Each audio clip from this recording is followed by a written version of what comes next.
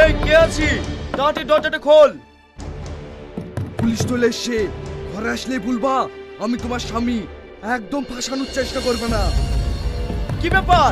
কথা কানে যাচ্ছে না? তাড়াতাড়ি দরজা খোল, নাহলে দরজা ভেঙে ঘরে ঢুকতে আমরা বাধ্য হবো। যাও দরজাটা খুলে দাও, আমি বিছানায় শুয়ে পড়ছি।